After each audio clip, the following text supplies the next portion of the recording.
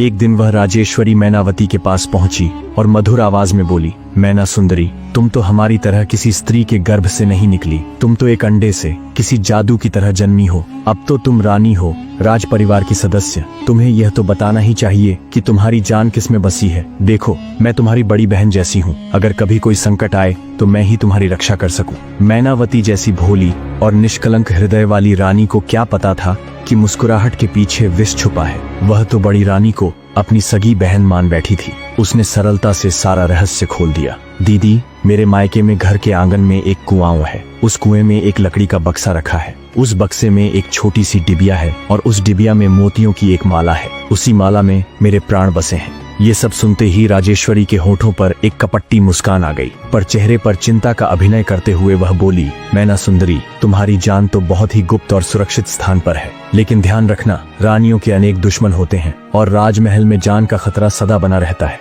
यह कहकर वह धीमे कदमों से वहां से चली गई। मैनावती अब तक राजेश्वरी की कई बातों में खोई हुई थी। मन में हलचल थी, शंका भी थी, पर विश्वास ने सब कुछ ढक रखा था। तभी पीछे से राजा वीर प्रताप आए और मुस्कुराते हुए बोले, मैना सुंदरी, किस सोच में डूबी हो, हमें भी तो बताओ। मैनावती ने हल्की आवाज में कहा, महाराज, अगर मुझे कुछ हो जाए तो मेरे शरीर को जलाना मत। राजा चौंक गए। यह कैसी अशुभ बातें कर रही हो मैना सुंदरी? मैनावती ने शांत स्वर में कहा, महाराज, मृत्यु तो एक दिन सभी को आनी है। मैं बस आपसे एक वचन चाहती हूँ, अगर कभी ऐसा समय आए तो मेरे लिए एक अलग महल बनवाइएगा। उसके आंगन में मेरे शरीर को रखिएगा और चारों ओर ऊंची ऊंची दीवारें बनवाइएगा, ताकि कोई भीतर प्रवेश न कर सके। महल के भीतर एक सुंदर बगीचा और जीवन की जरूरत का सारा सामान भी रखवाइएगा। राजा ने उसे बीच में ही रोकते हुए कहा, बस अब शांत हो जाओ मैना सुंदरी। जब तक मैं जीवित हूँ कोई तुम्हें छू भी नहीं सकता। मैं सदा तुम्हारे साथ हूँ। यह कहकर उन्होंने मैनावती को अपने आलिंगन में भर लिया। राजा वीर प्रताप ने देखा कि मैनावती के माथे पर तेज बुखार है। चिंता में डूबे राजा ने तुरंत राजवैद्य सुश्रुत को बुलाया। वैद्य ने नाड़ी देखी,